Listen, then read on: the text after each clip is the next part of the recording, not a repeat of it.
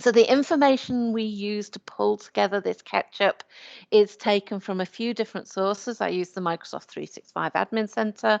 For the Message Center, I use the roadmap. I use the tech community blogs. The technical detail we get from the Microsoft Learn documentation, the news stories that Microsoft published, the book of news. I also avidly stalk people on Twitter and LinkedIn, just so that I can gather together the information and digest it down.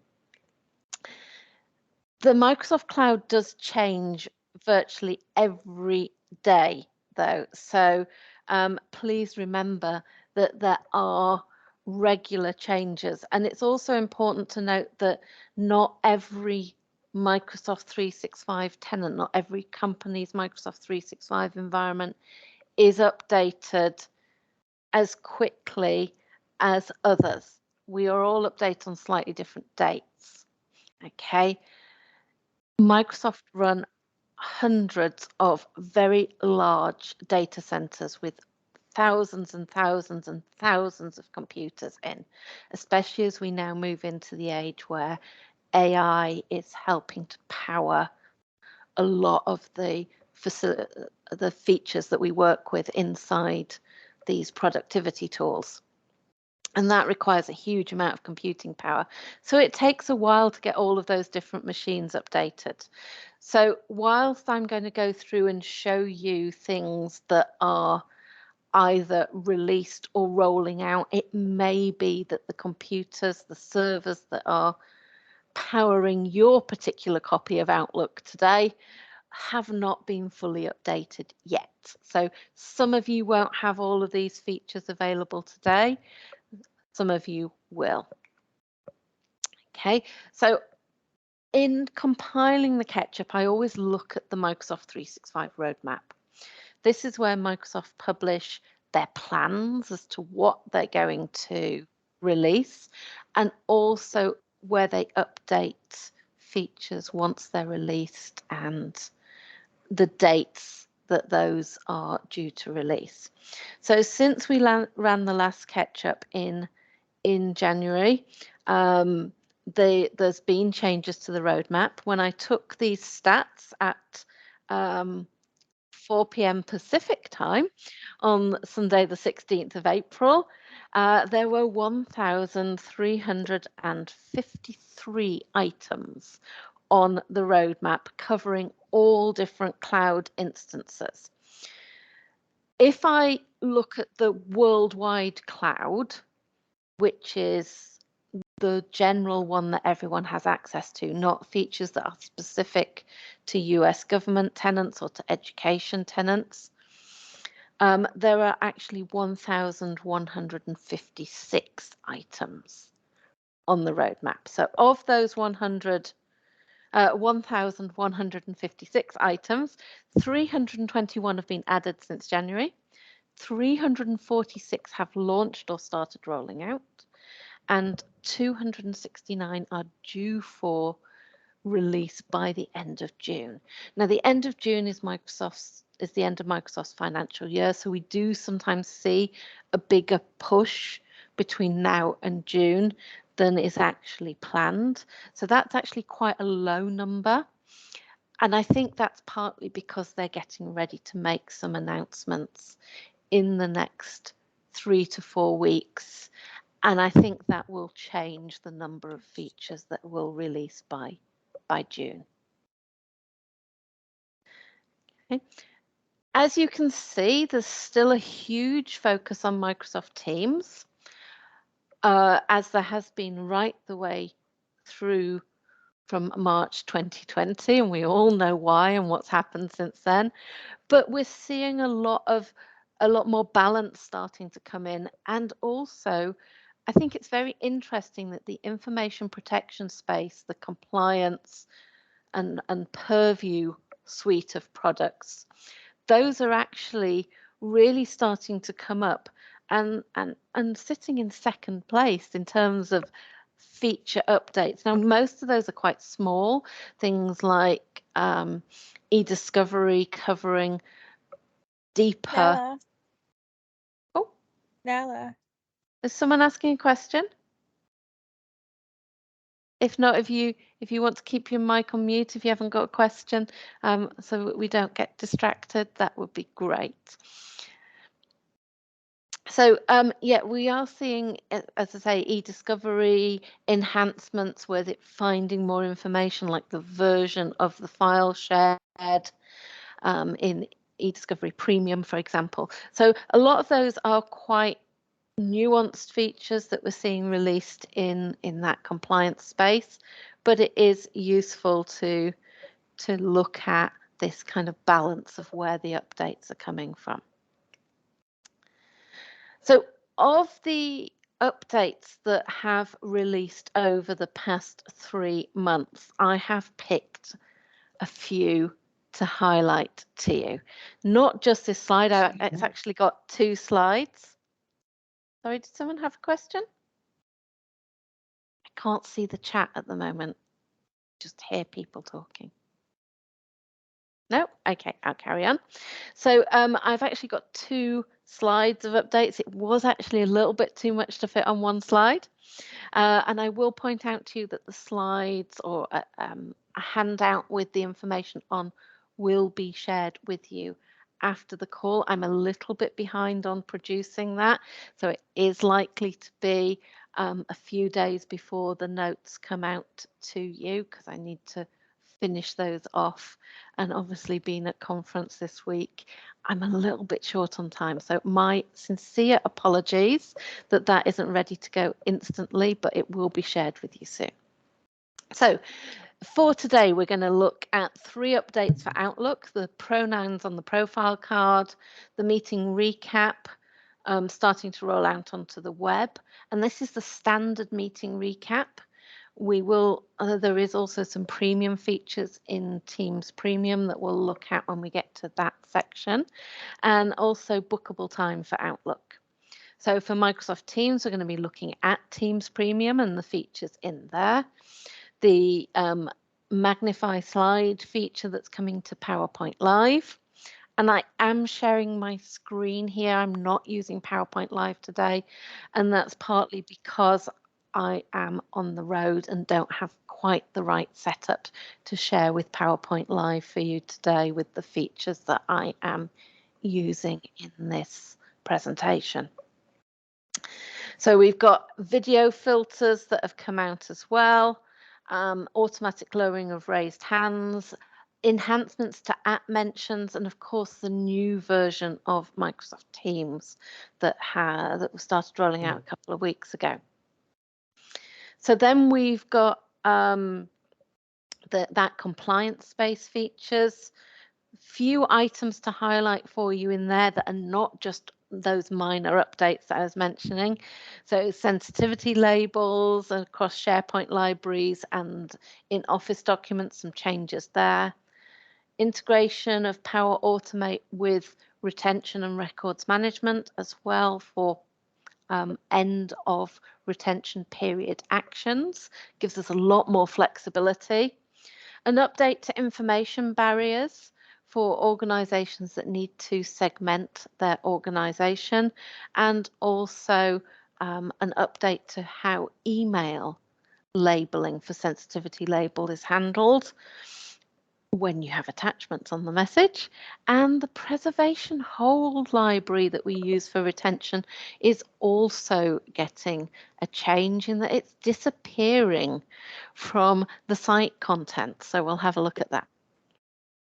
So the second set of updates that I wanted to look at across SharePoint Stream and OneDrive, we've got relatively minor updates here, but I just want to remind you about some retirements. Those are the big changes from Stream and Workflow. Some further enhancements to Newsstream with playlists, and the Microsoft Approvals app in Teams is now offering us some integration with Microsoft Lists as well.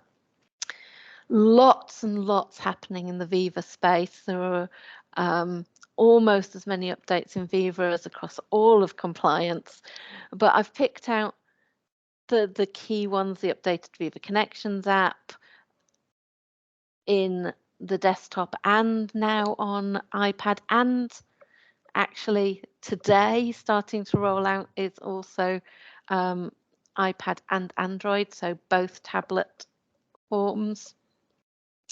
Updates to Viva Engage, which of course has been renamed from Yammer. Yeah, what was Yammer is now Viva Engage, with some enhancements, obviously not just to rename this one, but some new features to highlight for you there. Changes in Viva Topics with categories, and Viva Topics actually feeds into answers in Viva Engage as well, and some integration from Viva Goals with task lists and project plans in Microsoft Planner. And then some general updates for you, looking at the move from Project Online towards Project to the Web. We're really starting to see that feature parity starting to come through with feature updates. The new Microsoft Feed option on the homepage of Office of the Microsoft 365 app. And in fact, I should probably rename this section Microsoft 365 rather than just Office 365. And also Microsoft Loop.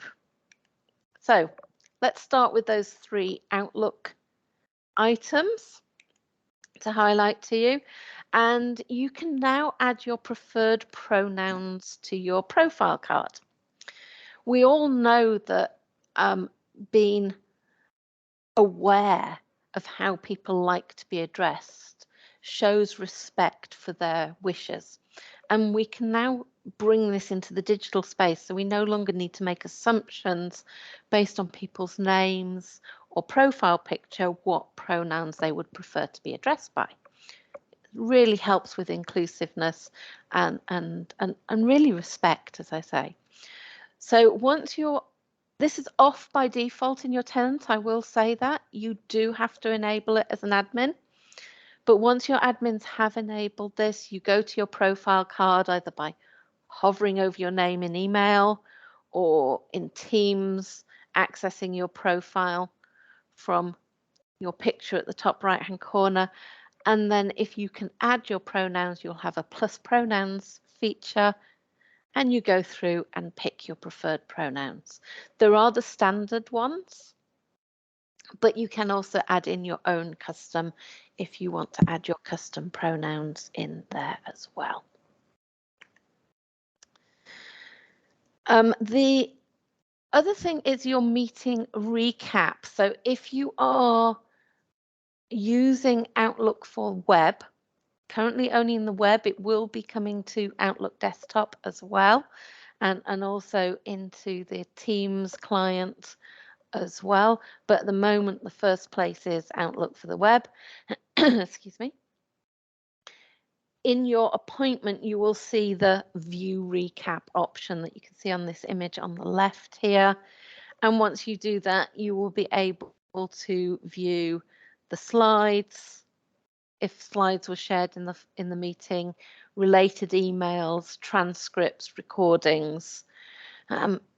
Please remember, transcripts and recordings are only available to you if you're in the same tenant as the meeting organizer. So if you're from the same organization, transcripts and meeting recordings are not shared with people who are external to the organization of the meeting organizer by default. That has to be done separately. This doesn't change that. So if you're joining a meeting like this one, which is organized by someone outside your organization and they're recording it, you won't see that in the recap. Okay. Bookable time is also an Outlook for web feature. Okay. Those of you who've attended previous Ketchups will know I am actually a convert to Outlook for the web. When it first came out, I really wasn't a fan, but there's so many really useful features now that are coming to Outlook for the web that it really is worth another look if you haven't used it for a while. If you're using the desktop Outlook, if you go onto the File menu, in your Outlook desktop. So if you go into File and look at your account that pops up, you can actually follow the link to your Outlook for Web directly, or you can go to office.com and select Outlook, and that will bring you to Outlook for the Web. Really worth a second look. One of those gems that they've added is this bookable time.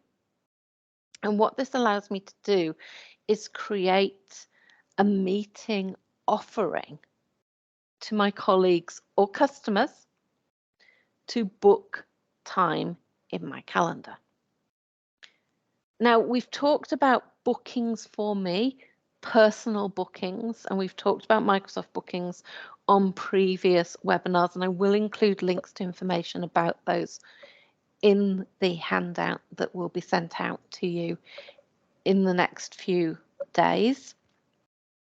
But bookable time is just a really simple way of creating that offering to share with colleagues and customers that they can book time in your calendar. And you can choose how long, what time slots in the day, whether or not it's going to be a Teams meeting.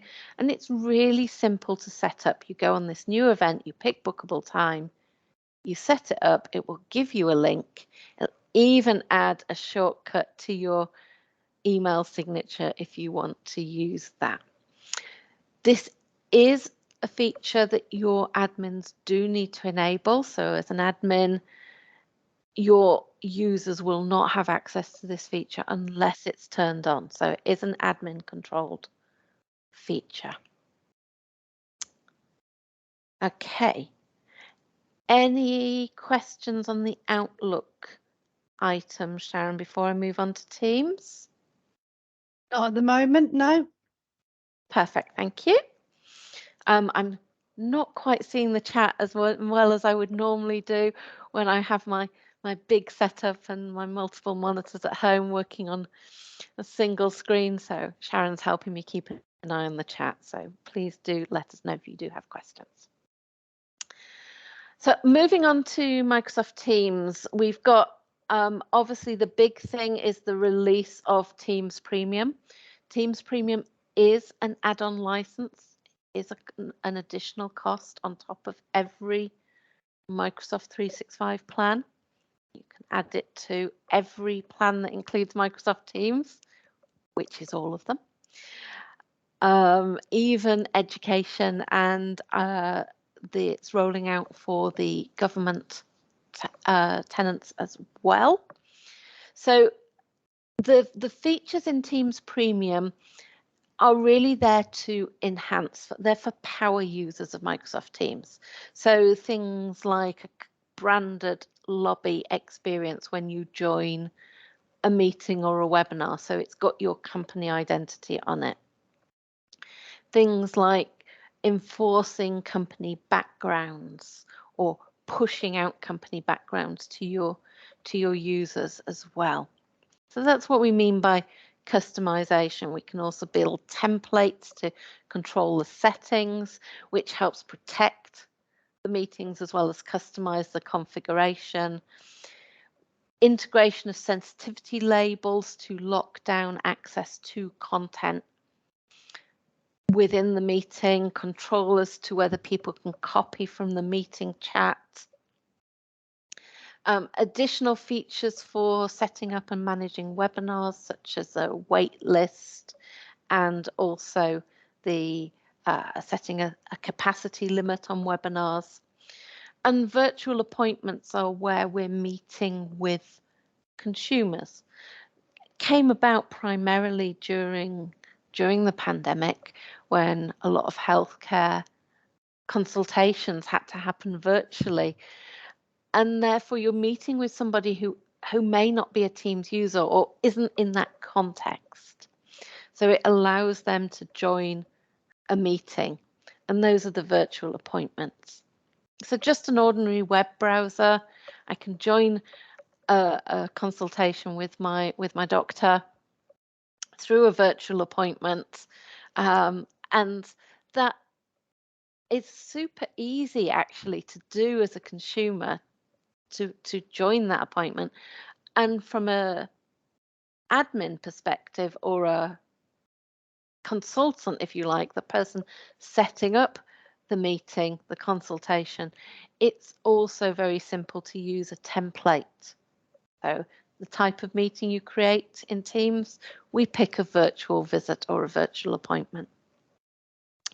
Now, all of these features are accessed through the meeting options in Microsoft Teams. So when you set up a meeting as the meeting organizer, you have in the invite a hyperlink that goes to meeting options, or you can access it from your toolbar in Outlook or from the calendar in Teams as well. And the meeting options that we get unlocked by Teams Premium are the ones that I've highlighted here on this screen. So setting a sensitivity label on a meeting to control access to chat, to control who can join the meeting, to lock down any assets, any files that are shared in the meeting as well. The ability to manage what people can see, so to control whose cameras are visible to attendees. That is also a Teams Premium feature for webinars.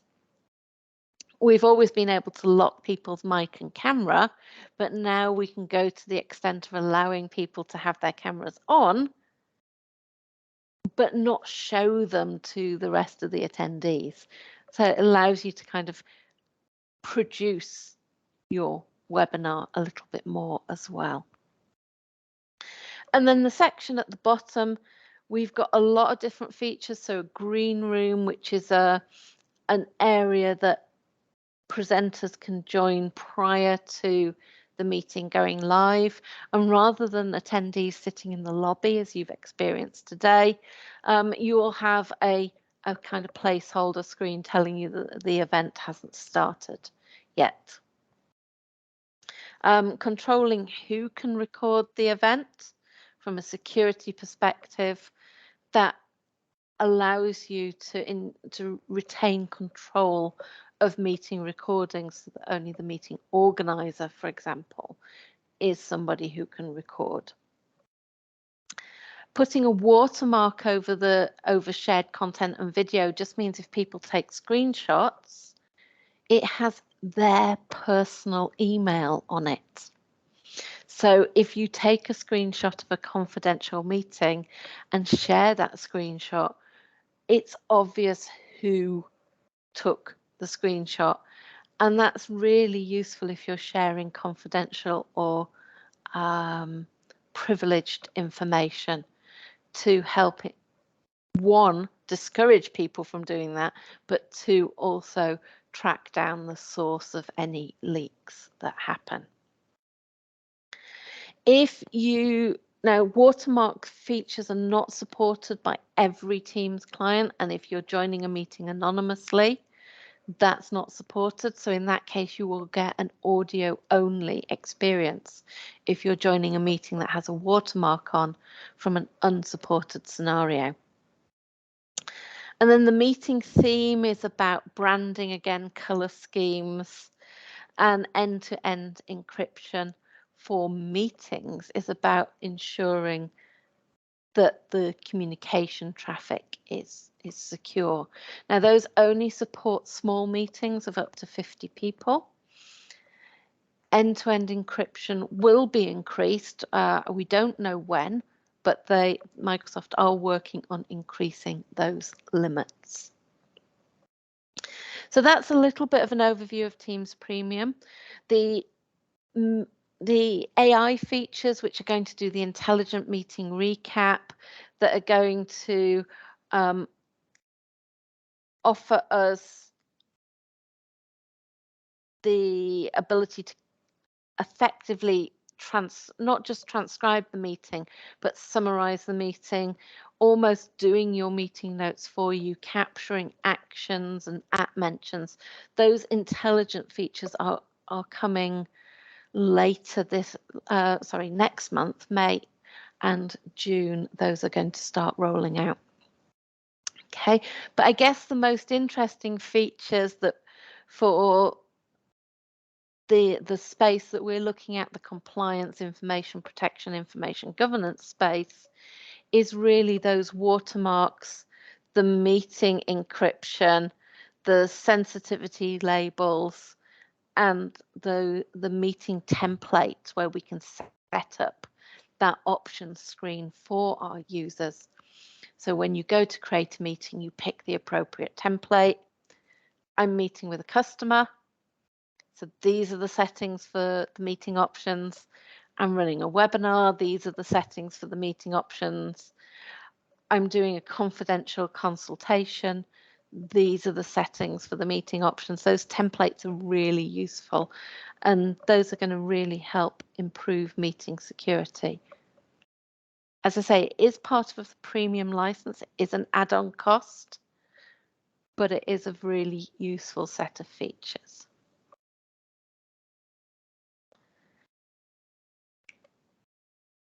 The other thing is magnify. Now, as a presenter, if I'm presenting with PowerPoint Live, we can now start to magnify the slides. And as you can see here, as a attendee, you'll be able to magnify as well. So say this is PowerPoint Live. I'm not presenting this slide deck with PowerPoint Live today for a number of different reasons. So you won't see that in this particular meeting, but do watch out for it in your other meetings where people are sharing slides with PowerPoint Live. I do also really like the translate feature on PowerPoint Live and the fact that we can pass control to other presenters as well, so that we don't have to do the next slide, please. When a new presenter takes over, they can just take control of the presentation. So if you haven't looked at PowerPoint Live in a while, it's worth another look. I have blanked out my video feed on this screenshot, mainly because I was taking this at an ungodly hour and I looked like death warmed up and I couldn't bring myself to share it with you, hence the white box in the middle of this screenshot. But we do now have video filters that are starting to roll out. Now, video filters are off by default in education tenants and also in government tenants, but on by default for all others. Okay, as are the newer Snapchat filters, so you can have a cat or a chicken on your head or a bear hugging you, but your Teams administrators can disable those features. If you do want to use filters, go and have a look at the additional apps in Teams. Go on your three dots on the Teams side rail, look for your apps, and look for the filters app, and then you can add that. You have to personally give that app permission because it ingests your webcam footage to overlay the filter on the top of it. So each user individually needs to give permission for Microsoft to process your webcam feed that way. Okay. Please be aware that won't always be processed in your country of origin or inside you. It's not inside your Microsoft 365 environment that your company has, which is why we have to give permission individually. But video filters, currently we have the Snapchat ones, the cat or the chicken, etc. Although the virtual makeup's quite good if you can't be bothered to put makeup on. I can recommend that one, although it does make everything a bit kind of hazy and teenage glittery type effect. But if you need it, it's there. But the Snapchat filters are a bit of a gimmick, if I'm perfectly honest. And at the moment, the Microsoft filters with the waves at the bottom and so on, again, a little bit of a gimmick. But in due course, as administrators will be able to add in our own custom filters and bring those custom overlays as well as the virtual backgrounds to really start giving that full branded effect. So video filters might feel a bit unprofessional really at the moment, but they are leading to something useful, so don't discount them just yet. But you'll notice as you join a meeting, you have that option for your effects and avatars. Now, you can't use the avatars if your camera is switched on. So to access the avatars, you disable the camera on this screen, the little toggle, and then you go onto the avatars tab down at the bottom there, next to where video effects is underlined on this screenshot. And then you can pick your avatar. Now you can only pick your avatar if you've actually set any up, and the avatar app can be added to Teams, again through the three dots. You don't need to give the avatar app any permissions. It doesn't use your camera. It doesn't take a photo of you and generate this avatar. You build it yourself. So you've also got a screenshot here of the avatar builder showing you the sorts of settings that we've got in body shape, and you also have hair color and skin tone and prosthetics as well. Your avatar only goes to the waist.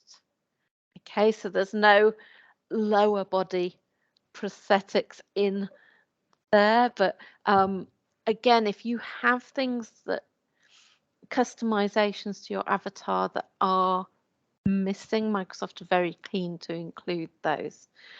Not clothing choices, we're going to have to wait for those. And the idea of the avatar is to give you a visual presence in the meeting without actually having to have your camera on. You control the avatar moves randomly when it's on screen. So it can be a little bit disconcerting. This avatar just starts twisting its head for no reason and moving, so it's not just this static image. They're intended to not look human. They're intended to not be totally lifelike, so that we know it's an avatar, not a video. So that it's a fine line to tread, but that's what they're intended to look like. And you control their reactions from buttons that you press in the meeting. Okay. Those reactions will be linked up to your Teams meeting reactions going forward, and Microsoft are working on ways to allow us to control the avatar from the camera. So for example, if I raise my hand, in reality, it will raise the hand of the avatar. Even though I'm not on camera, my webcam can read my movements and the avatar react accordingly. It's something that is in the early stages, so the avatars, again, might feel at this moment that they're not professionally terribly useful, but bear in mind where we're trying to go with this, with a full immersive meeting. The other thing I would point out to you is, we all get quite tired being on camera all the time, and this is where the avatars can be very helpful. The other space they can be very, very helpful in is where people have issues with their own image. They really are totally uncomfortable being on camera, and at least this allows them some form of visual presence. Now, when you're attending a training course, I would much prefer to see an avatar than a blank screen. However, in reality, I would rather see you on camera, but attending a training course with your camera on all the time is really quite challenging. And I'll let you off today because I can't see your your video feeds.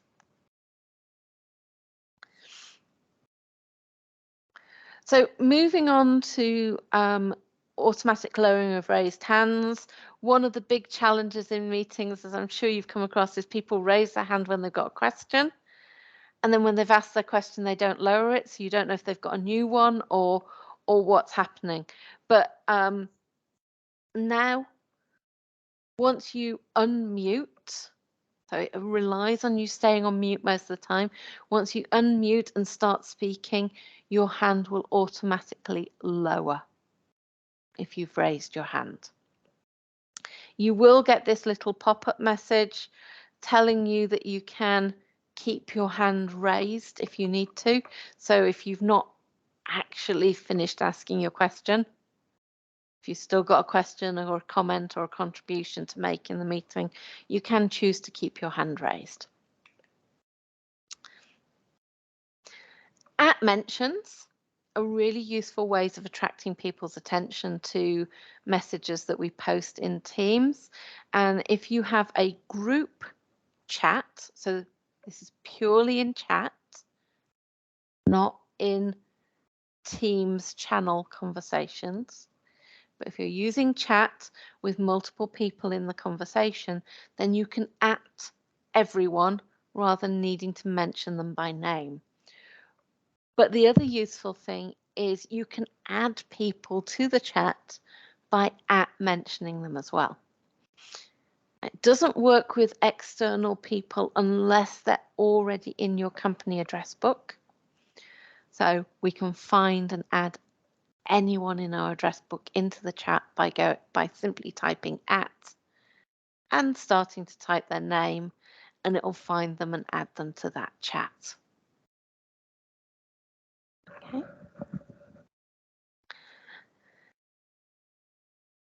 And then the last new feature of Microsoft Teams that I want to introduce you to is New Teams itself.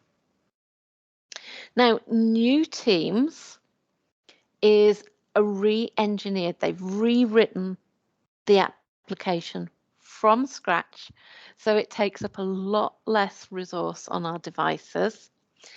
And it's also allowing them to unlock feature requests that the old code, the classic Teams, didn't allow.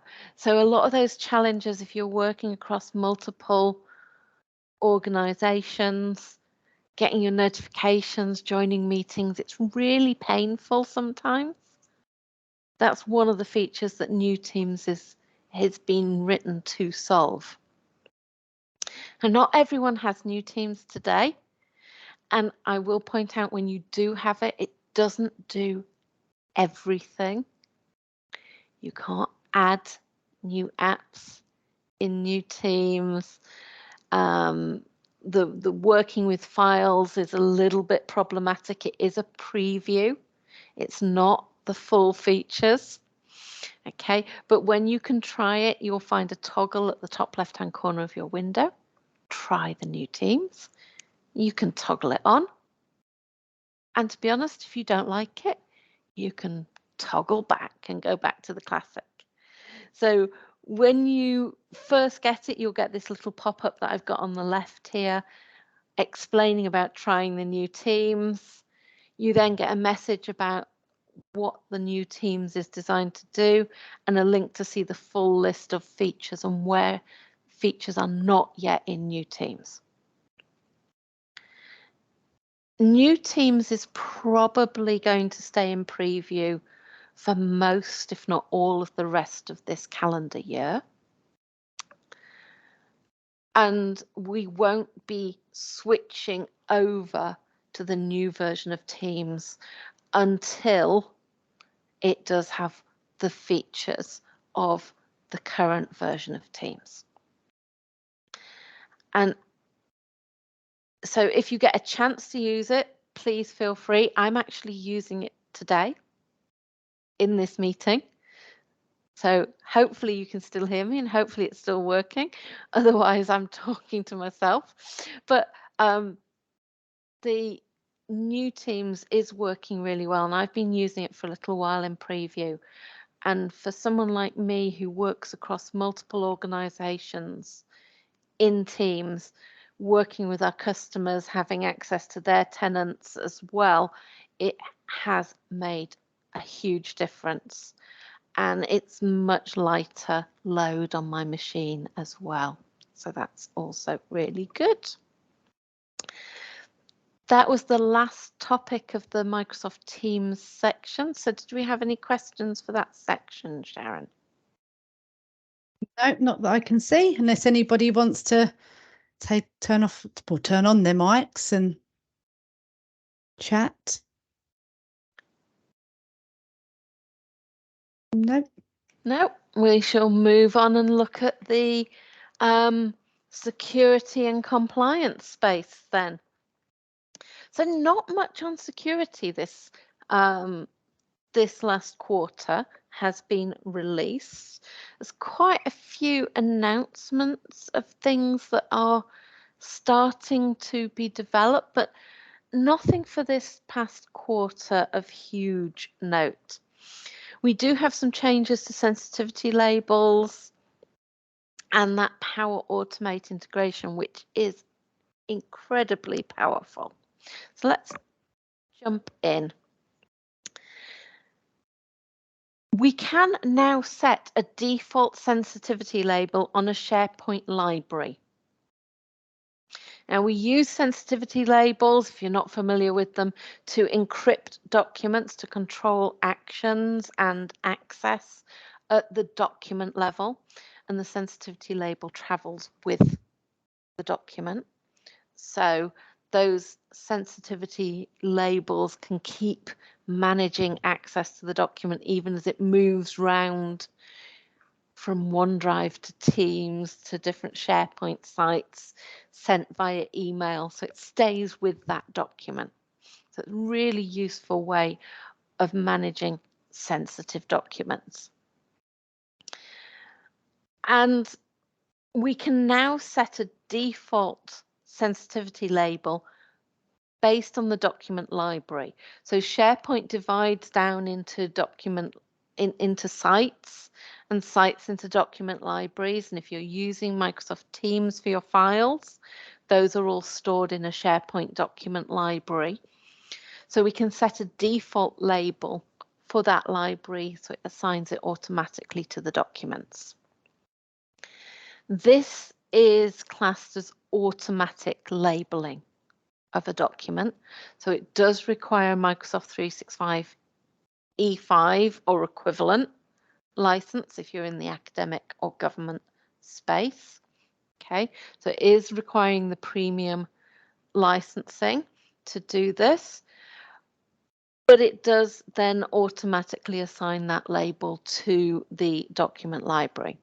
This is something that every user of that library would need to have an E5 license for, because they are benefiting from that, the same as with all automatic label assignments. So it's no different from a licensing perspective to any other automatic assignment of labels across Microsoft 365, but it's a really easy way to use sensitivity labels.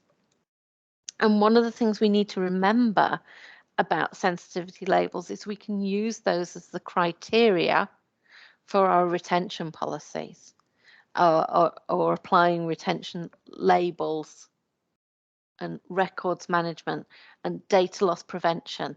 So it can be our gateway to completely managing the information.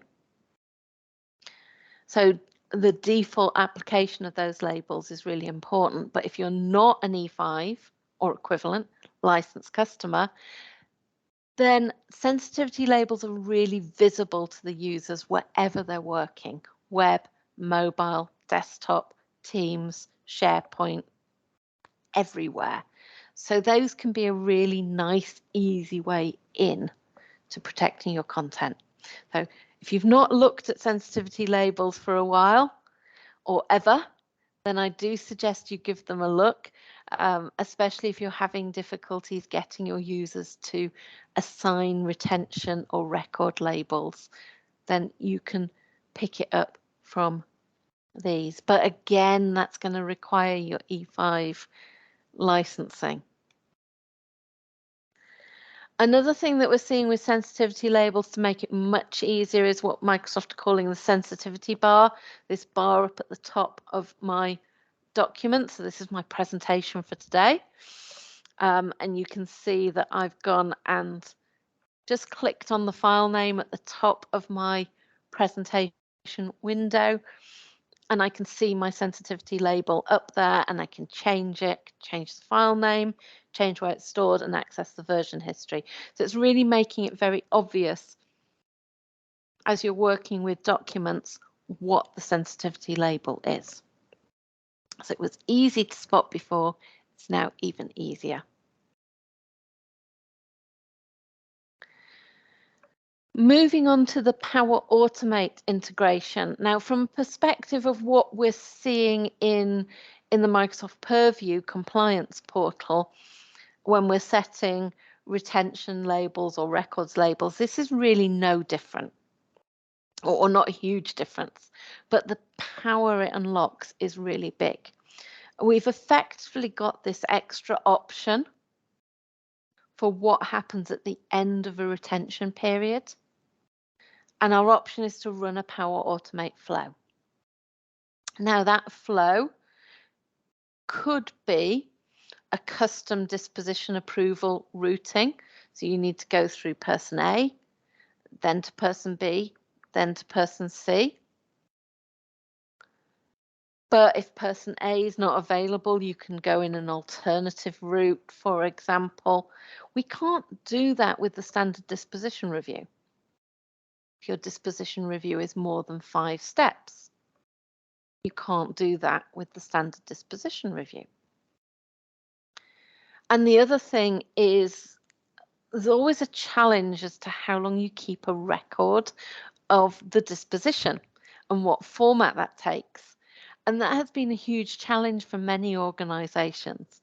So with Power Automate, we not only have the ability to run that review, but also to generate a document or a PDF, which is the evidence of the disposition.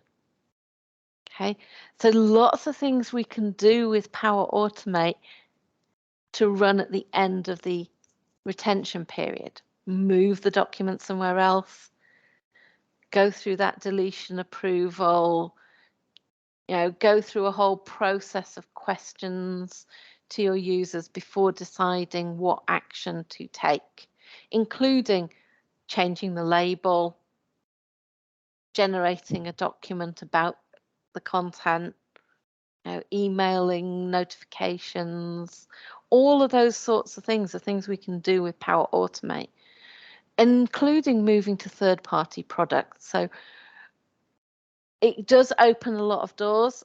You do need to learn how to use Power Automate or have somebody in your organization who has those skills to create the workflows. But being able to integrate them at the end of a retention period, I think, is incredibly powerful.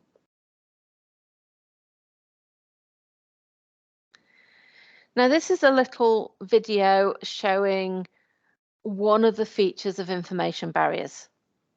Okay, so as Christy is looking for somebody, Christy can't see anyone because the information barrier has blocked that. So information barrier version 2 allows me to tweak that to say, yes, you can find people in different parts of the organization to you. Okay, you can see at the moment the search restriction is enabled, which was blocking Christy from finding Alex. And the change with information barrier version 2 is that we can now, as an admin, which is what's happening here, as an admin, control that to allow people to discover the other users. So now you'll see still logged in as Christy. Christy's going to go and search for Alex. And now that that discovery has taken place, she can discover Alex and it looks like she can send Alex a message, but they're in different parts of the organization, and the information barrier is still blocking that communication. That's one of the changes. So information barriers, if you've not come across them, while this video plays again, if you've not come across information barriers before, they're used to segment the organization to prevent communication between different parts of the business. And there are some regulatory regimes where that is needed. If you're not operating under one of them, then you don't need to worry too much about it. But it is something that some organizations do need. But they were very, very, very rigid. You could either block segments from talking to each other completely, or allow different parts, different segments of your organization to communicate, but not with any others. Okay, so very, very rigid. No Teams messages, no phone calls, no joining the same meeting, no joining the same SharePoint site. Very, very rigid. No file sharing either from OneDrive. And information barriers 2 gives us a lot more flexibility, and this is just one example of that flexibility. It is an E5 feature. If it is something you think your organisation would benefit from, it does need a lot of work to set it up, but something to be aware of the change. Lara, we've got a couple of questions. That's yeah, okay. Go ahead. Yeah. Yep. So we've got one here that is the sensitivity bar. Oh, sorry, some more's coming. Is the sensitivity bar E3 or E5? It is. So sensitivity. The sensitivity bar is available to all tenants that have sensitivity labels. So that is business premium, E3, E5, and equivalents. Lovely, thank you. Have another one here. Could you explain if Power Automate is available separate or together with a specific licensing structure? So Power Automate is built so that it's in relation to the Power Automate integration. So Power Automate is part of most Microsoft 365 plans, apart from the very simple, the business basic and the business standard. So all of the enterprise plans. There are additional features in there that can be unlocked with premium licensing in Power Automate if you're integrating with certain third-party solutions, and there are limitations on the number of runs, flows, as they're called, that you can run in a month on standard business licensing. So there are add-ons, but it's integrated in most licenses. And then we have one more, bit of a long one, so bear with me. Okay. So Mark's put, if you choose the change label option at the end of the retention period, can you opt for a new label you might call auto delete after 1 year, then set that label to delete things automatically after a year? Then there's a bit more, so I don't know if you'd rather read it and take it in, Sarah. Might be easier. Do you want to answer it bit by bit? Let me see if I can pull it up. There we go.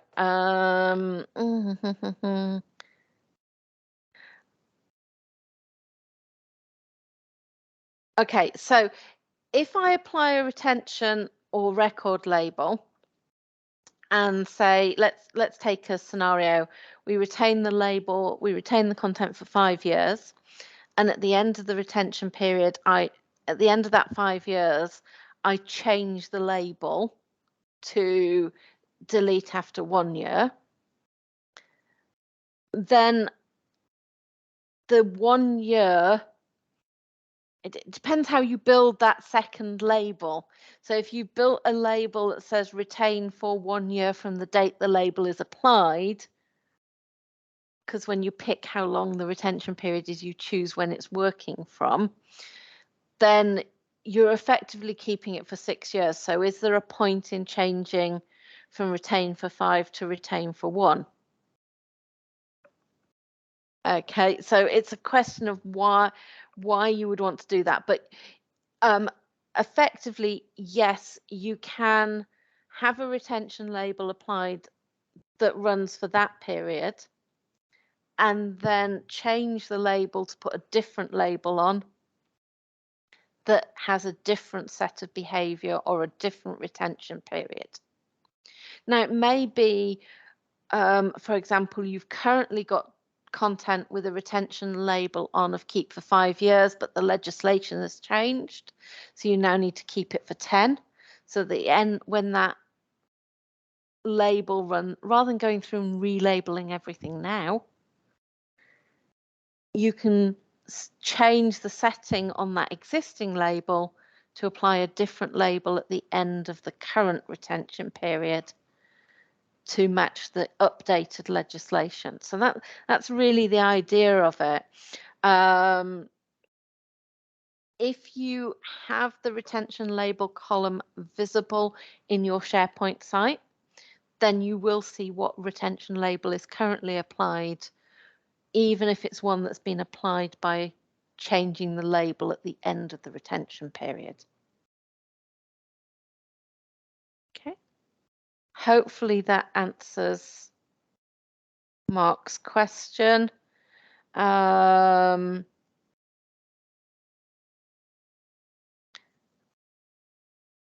Excellent. Yes, it does. Great. Thanks, Mark. Okay, so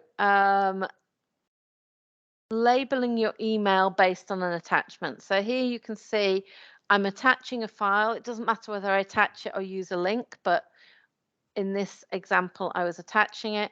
And you can see that I've got a recommendation to change the sensitivity label. And then having changed it, you can see it's applied a different label at the bottom. Let me run that one again so you can see that again. So attaching the file and have a look at the label that I can see at the bottom right hand corner under on the subject line there. When I accept the recommendation, it applies the same label as was assigned to the document. Okay, so that retention label came from the document.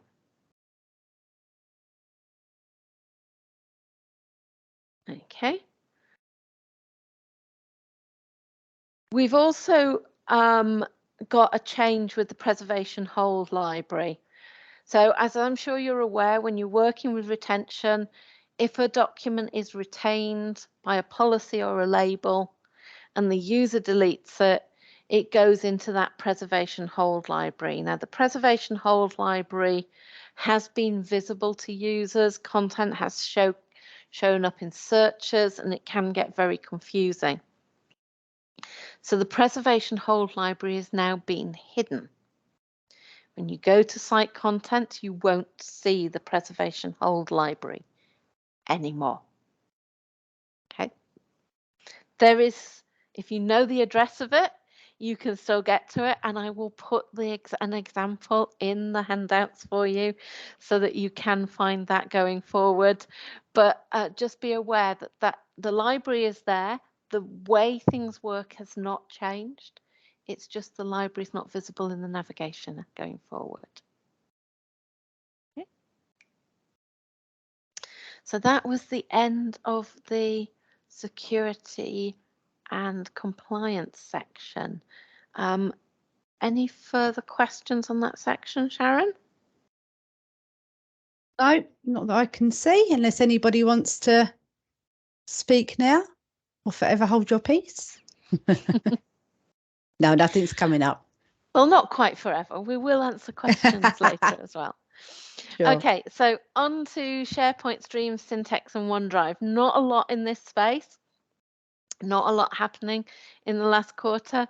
So we have approvals integration with Microsoft Lists. So the approvals app inside Microsoft Teams is powered by Power Automate, and it allows us to track sign off of documents and other items. We now have 2 list templates that have approvals built into them automatically.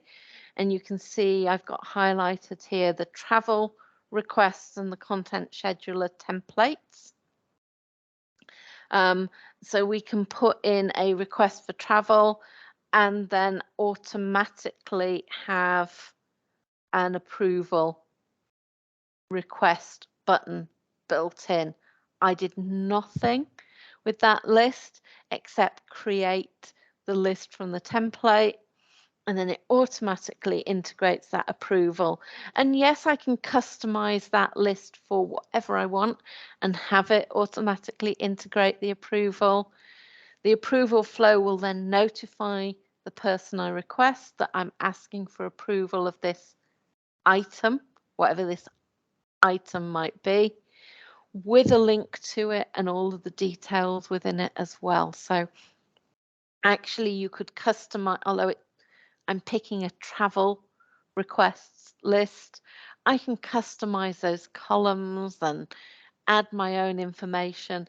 So you can use that for any list that you need approval for. So yeah, we've got travel, we've got I don't know, what else would you use? Purchasing, all sorts of different things you could use that for. Okay. So I've actually got the chat up from reading Mark's question earlier. So I've just seen this question pop up about where do those approvals go? So it goes as a notification through Teams, and it also goes as an email to the person or people that you pick.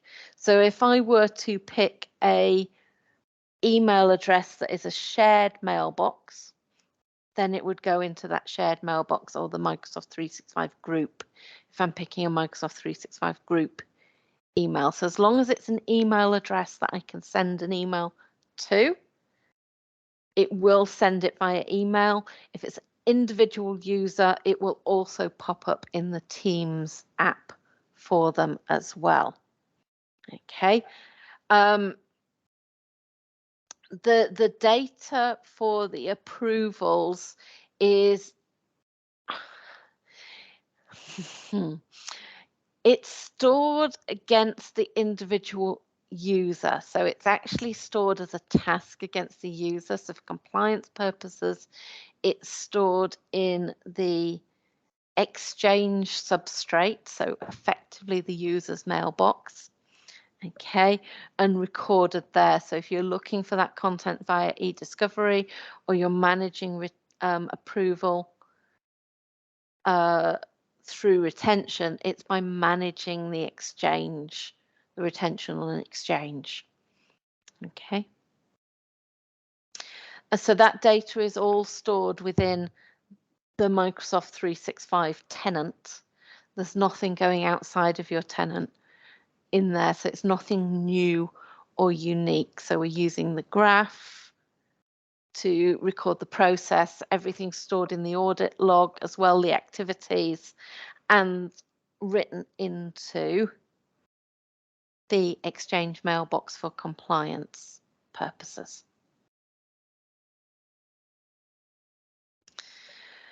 Okay, so new Microsoft Stream. If you've moved across to Stream on SharePoint, one of the features we've lost is the ability to collect videos together and say they're related. So we have a new feature now called playlists.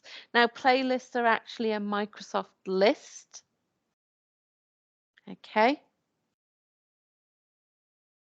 And I've just realized Elena's question might have been related to where is the list data stored rather than where is the approvals data stored. So I'll answer that one as well in a second.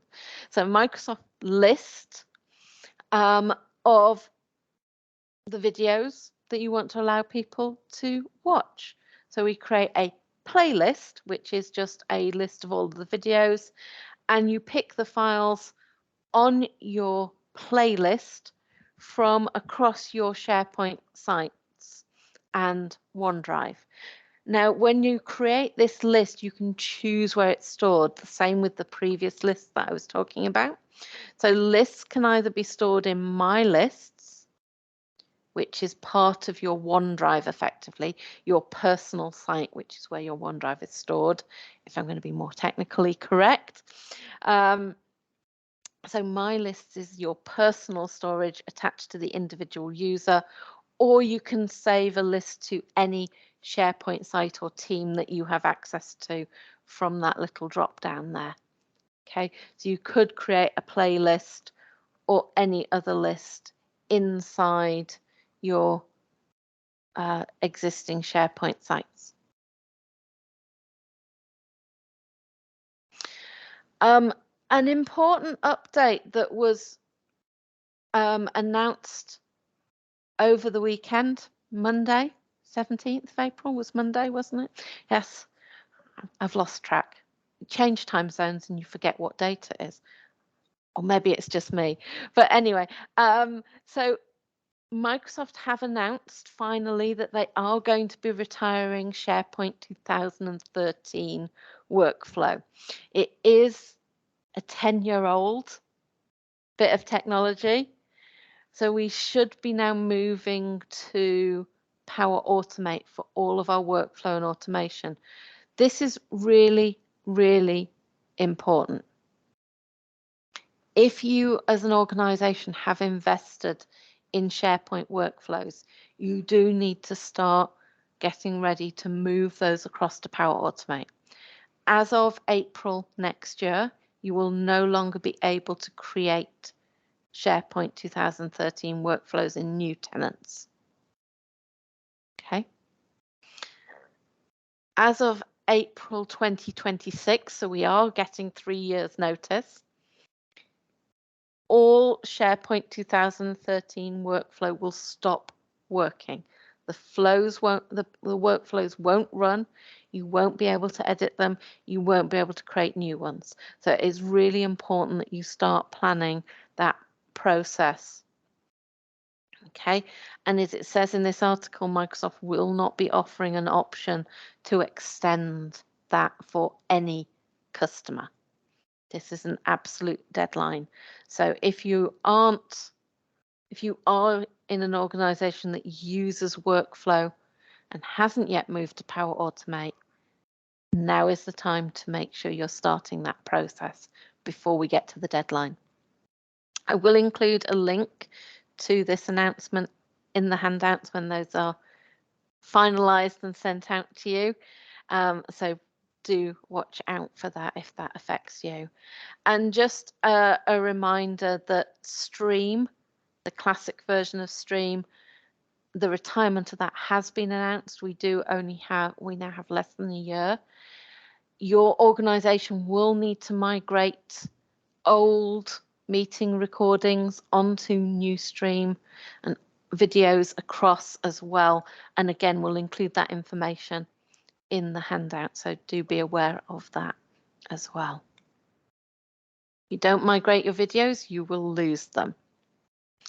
And I can see the chat. Hopefully it's not showing up on everyone's shared screen. It doesn't look like it is from this end. And I can see there's no further questions on that section, but please feel free to add them in if you do have them. And apologies if I deafened you when I caught my mic then. Okay, moving on to Microsoft Viva. Lots and lots of new features. I've picked out a few key ones in here.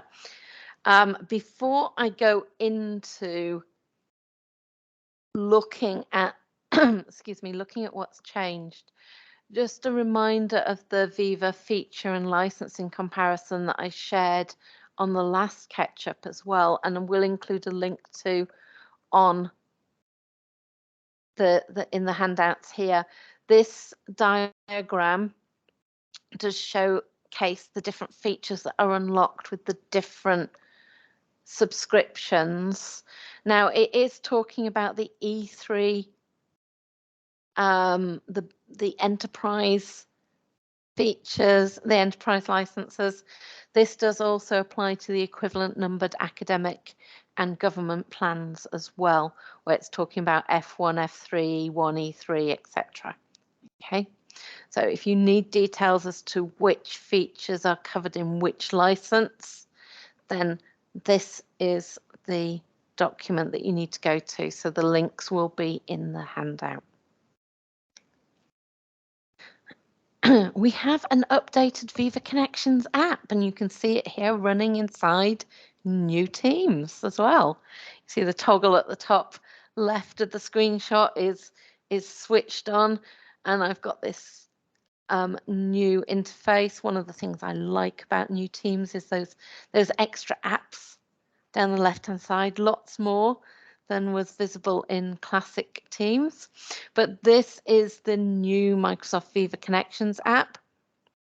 So I'm not instantly seeing my SharePoint based intranet when I go to Viva Connections.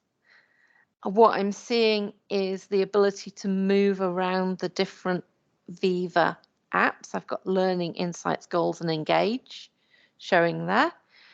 And I've got my Viva Connections dashboard, my resources, my navigation to my different SharePoint sites. I've got the frequent sites that I use, and the feed down the right-hand side is empty in this one. But that's where we have our Viva Engage stories and SharePoint news stories showing up as well. But also notice up at the top right-hand corner, I can still get to my SharePoint intranet. I do have home in the top right-hand corner there, which will allow me to access my SharePoint intranet. And when I'm on that intranet page, I'll have a little Viva button, that little circle with the two arms, the little Viva person, to get back to this experience. You can switch between the two quite happily, and your admins can choose which is the default, the Viva Home, or your SharePoint intranet page. So if you've adopted Viva Connections, you have those options as to how you want to work with it. This is that same Viva Connections page on the iPad, showing that we come into the dashboard. If you tried to use it on iPad or Android tablet before, in the last year, you wouldn't have been able to get to Viva Connections, but now it's available. So iPad is now fully rolled out. Support for Android tablets is starting to roll out. So update your Teams app if you're running an Android tablet and want to see Viva Connections on your tablet.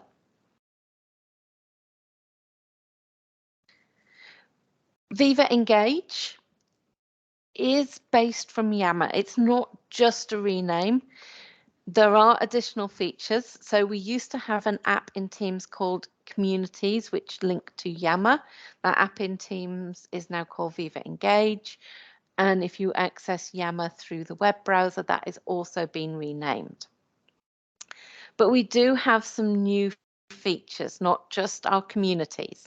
So if you're looking across the top bar in Viva Engage here, we don't just have communities, we also have storylines, leaders, and answers.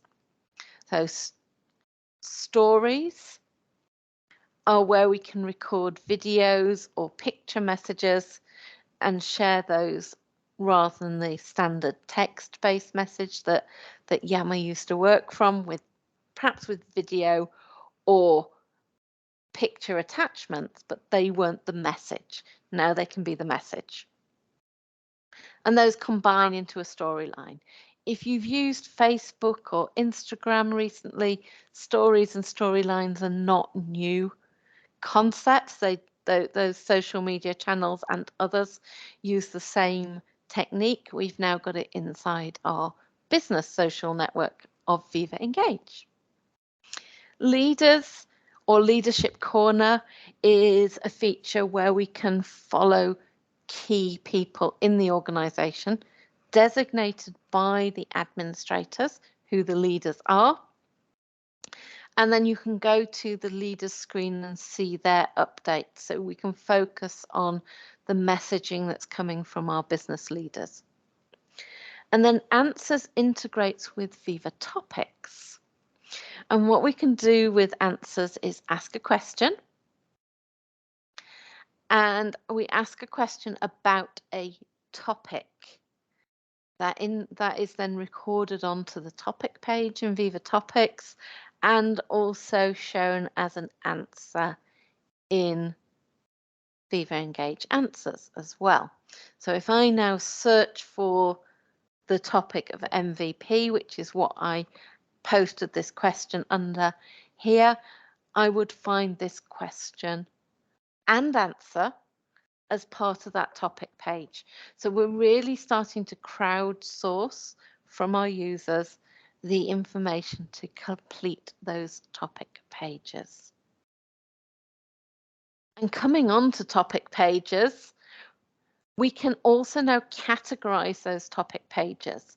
So yes, it's all well and good defining a product, defining an acronym, or having a customer as a topic page so that when you mention that in a message or a document, you've got the ability to hover over it and get this definition with related documents, important people, etc. But was that keyword an acronym, a project, a product? What was it? Okay, so that's the point of the categories, to tell us what that topic relates to. At the moment, we can only use built-in ones, but we will be able to add our own custom categories to topics going forward. Okay, but at the moment, we've got standard categories released, fully rolled out, and coming soon, custom categories. I think this is the last one for the Microsoft Viva section, all about Viva Goals. Now, Viva Goals is about setting your organizational objectives and key results. Now, to achieve those objectives and key results, we tend to carry out projects, and projects tend to be collections of tasks. So we do now have the ability to integrate those projects in Viva Goals with Microsoft Planner. So our task lists in Planner can be visible from the Viva Goals project that we're working on. And as we update progress on those tasks, it updates our progress through the project, which is contributing to achieving our key results for our organization, which in turn helps us achieve our overall objectives. So that integration, rather than manually just picking how far through we are, it can now calculate for us that progress based on the task list. Now, obviously, your task list in Planner is going to change over time, so that progress may go down as well as up. Yeah, as we add tasks, complete them, delete them, etc. Okay, so that is actually a really nice way to bring the reality of what we're doing day to day into that project and roll it up into the key result and into the objective as well. I'm not seeing any questions on the Viva section, so if anyone does have questions, please do post them in. Excellent. On into our kind of general updates that didn't really fit anywhere else. So enhancements for Project for the Web. Now, in October, I think it was 2019, Microsoft announced that they were going to retire Project Online, which was the traditional way of doing cross-organization project management, and bring in Project for the Web. Now, Project for the Web is a project management tool which is very similar to Planner, but with lots of additional features such as assigning resources to tasks and tracking resource usage, tracking capacity, tracking deadlines, and lots of other reporting that we need for a pure project management solution that we don't need so much for a shared task list, because Planner's effectively a shared task list.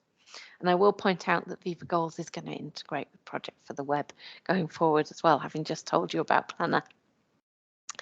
But Project for the Web, when it first came out, did not have that level of functionality within it.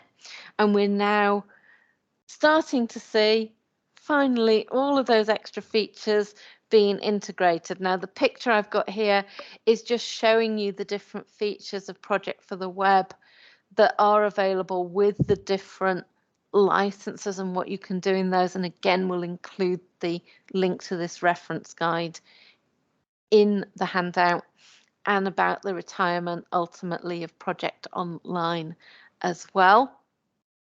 Currently, we don't know what's going to happen to the Project Desktop app, but to be perfectly honest, as these enhancements roll out to Project for the Web, we don't need the desktop app anymore. And it is quite a complicated tool to use. So I'm quite excited about this move to Project for the Web with its much simpler interface and project building. So the style of building projects, it's much more intuitive. So hopefully we'll get there reasonably soon, and we'll see how it all works out. You might have noticed, if you are a user of the Microsoft 365 app or website, that you have a new button on the left-hand side called Feed. You'll also start to see it land in Outlook going forward as well. And the feed is really a summary of important things that are happening in your organization. So messages that you're receiving, meetings that you've got upcoming, suggested tasks from Viva Insights, news articles that have been published on SharePoint News, the kind of amalgamation of everything that's happening around you so that you can see what you need to do. Not all of the information is there in the feed as yet, but do have a look at that if you are in the web and see the sorts of things it's starting to surface for you. That will become a much richer experience as we move forward. Effectively, it's a combined notifications screen with intelligence built in behind it. So if all of my colleagues are working on a document and I'm not, that will also show up in this feed as well. You don't want to miss out on that really important Christmas party menu choices document. Yeah, that will definitely show up in your Microsoft feed. Maybe a month or two till we start doing that, because it's a little way off from Christmas. But those are the sorts of things that we're going to pick up on. Not just as frivolous as that, but definitely those very popular bits of content. And we have Microsoft Loop has finally launched. I've talked to you in the past about Loop components, where we can put these little snippets of tables and task lists into messages in Teams and Outlook. And those little loop components are really useful to collaborate with colleagues on things that are not a full document, just that little list. You're going to see this kind of behavior popping up in lots of different places through Microsoft 365 as we go through the rest of this year as well. And the idea of the Loop app is that it's a space where we can have work environments that are made up of lots of these types of little components as we work together. So static content, attached documents, and these interactive components built together. It's not Teams. And I have to be quite careful what I say here, because I'm trying to remember what's announced and what they've been teasing me with this week. They are separate. You can use them completely separately. The mix of the two is where the ultimate power is going to come from. So if as you move forward, that what to use when is going to become a mute point. It's going to be something that isn't relevant, because we'll just integrate the instant collaboration features of Loop with what we're doing inside the other workplaces, inside Office documents, inside emails, inside whiteboards, inside Teams, messaging, inside the Teams tabs that we're working with. Okay, so it is in preview. Your admin does need to switch it on for you to use the Loop app in preview. It is really, really intuitive to work with. You're not going to need a huge amount of training to use it.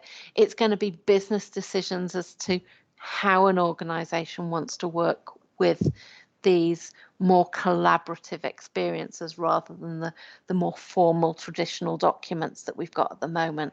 So that is something more as a heads up of things coming. And if your admin will enable the Loop preview for you to have a look at, then it's something to start exploring. I will include information about how to enable the Loop app that you can share with admins or use if you are the administrator yourself, if you're interested in that. When Loop fully releases, it will be on by default for all users. During the preview, it's off by default. And admins will have the control still, once it's fully released, to turn it off, just like at the moment they have the option to turn it on. Okay. So that is my look back. I'm exhausted. I don't know about you. And I've got a full day of conference sessions to go yet. But anyway, hopefully that was useful looking back. Now let's look forward. So looking forward, we're still waiting for Outlook work hours and location so we can set what hours we'll hybrid work. We work different hours, different places, and that can be important information to share with our colleagues. So we're waiting for a feature around that, and also responding when you're responding to meeting invitations, saying if you're attending in person or virtually as well. Those are all interlink features. Those have been slightly delayed because they weren't giving the right information in the preview phases. So we're still waiting for those features. There is a new version of Outlook, which if you're on the Office Insider build, you can start using now. And that doesn't yet have all of the same features as the Outlook desktop you're currently using. But like we're talking about new Teams being a lighter weight version of the application, the new Outlook again uses less resources on your device. It's much more responsive.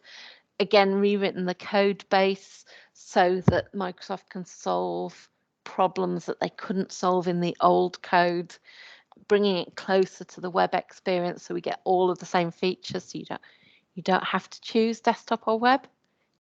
Same features in both. But that, as I say, currently doesn't have all of the same features. The big one it's missing, if you like, are the search folders, the unread email folder, for example. So those are due in the next 3 months. And I've made a mistake on this slide. It says looking forward January to March. I will point out this should say looking forward April to June. These are the features we're expecting over the next quarter. I apologise that I didn't update the text on the slide. My sincere apologies for that. Okay, so I am looking forward to the next quarter. Please ignore the dates on the slide. Okay, so in teams, we're expecting, in the classic teams we're talking about here now, okay, we're expecting an update to the files experience. So when you click on files, the files app on the left-hand side of Teams on your side rail there, we're expecting an updated experience there, much more information, being able to favorite your documents, very much like the OneDrive page when you go to the web browser and look at OneDrive. Very similar look and feel to that coming into your Teams client. So you'll be able to do a lot more with it. We are expecting the AI generated meeting recap features for Teams Premium, where it's going to say when your name was mentioned in the meeting, when people joined and left in the markers, generating your meeting notes, automatically generating tasks and assigning them to people. Okay, that will be generated if the meeting organizer is licensed for Teams Premium. But the transcript and the markers inside the recording will only be visible to others who also have Teams Premium. So your standard transcript will be there, but this AI generated meeting notes, if you like, those won't be available to you to see unless you also have Teams Premium alongside the meeting organizer. Okay, so this is really the first one where we're going to need everybody in the meeting to have Teams Premium for everyone to take advantage of that feature. Timeline markers for when a screen was shared, that is standard Teams, that isn't Teams Premium, and that will be coming in the next quarter as well. So if you go to a meeting, it's recorded, people are chit-chatting beforehand, and you want to jump to when the actual meeting proper starts, when someone shares their screen, then that marker will come in. And also when slides are changed as part of PowerPoint Live, we've got those chapters in the recording, those are already there, but when a screen is shared, that one's going to come forward as well. Inside the security compliance space, we're looking at the ability for e-discovery and sensitivity labels to search within content, within PDFs and images, so that we can use the automatic labeling features as well. So lots of enhancements there. Being able to set retention labels to be scoped to administrative units. And what we mean, it's quite a technical concept, this, but it's about how we manage a Microsoft 365 environment within a large organization. We quite often subdivide down who's going to manage the administration of different parts of the business. So you might have an administrator for one country or for one department, but they don't administer the rest of Microsoft 365 and the other users and the other SharePoint sites. So we're going to be able to limit our labels to and retention policies to those parts of the organization that we set up. This is actually in preview now. You can actually start to play with this, but it is due for release in the next quarter. Okay. E-discovery support for Loop. Okay, so that information that we're putting into the Microsoft Loop components, into the Loop pages and into the Loop app, we'll be able to find those documents with e-discovery. And once we can find them with e-discovery, that means that data loss prevention and retention and so on will follow as well. We're also looking at simulation mode for auto-applied retention labels. So rather than automatically applying your labels and hoping it's picked the right one and having to unpick it, which can be a pain, we can actually run it in simulation to see which files would have those retention labels assigned to them and what the impact of that is going to be. And then the ability to set an auto approval for a disposition review. Now, the advantage of this is disposition reviews are tracked. If you just delete a document at the end of a retention period, you have no record of that. But the moment somebody has to go in and approve the disposition, and if it's obvious that you want to get rid of it, that's a bit of admin we don't necessarily need to be doing. But if we want a record that the document was deleted inside the audit log, inside the disposition center, then we do need to manually approve the disposition content. So auto approval is going to be quite helpful there. And obviously the Power Automate feature as well is another way you would be able to do that. Again, I'm still looking forward to the next quarter, despite the dates it says on the slide. We're talking April to June. The SharePoint area is quite light, but I know by the time we get to the next Ketchup, there will be more in there. At the moment, we're expecting some improvements to the way Microsoft lists look with filters and views being much easier to work with.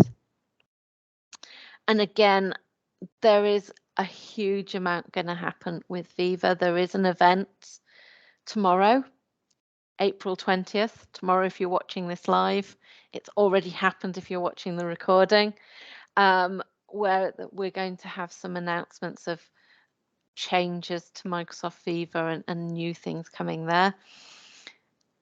So there'll be some things from that section to look at. We've also got some topic name similarity resolution, so where you end up with two topics, like I've got Viva and Microsoft Viva as two separate topics. I really want to merge those. That's one topic, but it's built two. Not what I want, so being able to merge those will be really useful. Viva Connections, we have one Connections homepage for the whole organization. That's not always the best way of doing it. So going forward, we're going to be able to have many more. Okay, and that will be rolling out in the next quarter as well. And surfacing those topic cards in other types of messaging, so Outlook Desktop, Teams channel messages.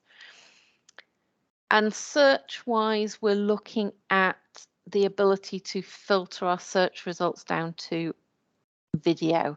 So when you do a search that's powered by Microsoft Search, be that from the search box at the top of your Word document, or be it from the search box at the top of the Microsoft 365 homepage, or whether you've integrated Bing into your Microsoft Search, so you're using Bing to search the internet and getting business results as well, we'll be able to filter all of those down to videos. I have in the past shared how I love using the messages option on that search functionality to find both emails and Teams messages in the one search result. So this is a minor enhancement to that, looking for videos. Obviously, the big announcement of the last few months was Copilot. Copilot is bringing AI-generated functionality to Microsoft 365. So the ability to write a message and say, in this example, generate a proposal from the notes based on this other proposal that I'd done in the past. things like that, or oh, there's so many things we can do with this. Generate a PowerPoint presentation from my handout, or generate a handout from my PowerPoint presentation, so that I don't have to do it and forget to get it done in time. You know, little things like that that will make a huge difference to productivity. Or I need to analyze this table and build a pie chart from it. We can get Copilot to do it for us rather than needing to know how to use the features inside Excel to do that. So there's a lot happening in this space, but I will point out the feature is called Copilot, not Autopilot. It's not going to run away and do things automatically on its own. It's going to do what you ask it to, give you suggestions that you can accept or edit or adjust, and it is going to be incredibly powerful. Yeah, it is AI inside your company, private for your organization, limited to where it can go and what it can do. We're not going to have AI running loose in the background, as all of the science fiction films are terrifying us with. It's very, very limited. Now, we don't have dates, okay? Even at a confidential conference like the one I'm at the moment, they haven't given us dates. Honestly, I have seen preview. I have seen this code running in preview. I've seen it working. If it looks powerful in this video, it looks powerful. It looks even more powerful in real life, I can promise you. My guess, and I promise this is a guess, I'm not sharing anything that they've told us. I'm not paraphrasing it. I am guessing, so it is my personal opinion. I think we'll start getting these features towards the back end of this year. If you're based in the UK, I think you're going to have to wait longer because of the way our data protection rules work in the UK, being slightly different to other places. But I do think the next time we meet for the next catch-up, we'll have a lot more information about when this is coming and exactly which features are coming first. And if you are using Teams Premium, obviously, in the next quarter, we are going to get the AI-generated meeting recap, which is part of this same bit of research. So we'll be able to start seeing that working. So I will share the link to the update, that announcement that was posted. You can have a look at a bit more detail and tease yourself as to what's coming. I haven't had a play. It's not in a beta. It's not in a private preview. I have seen it running in a demo, a live demo, not a video though. So, and it is really, really, really impressive. Any other questions?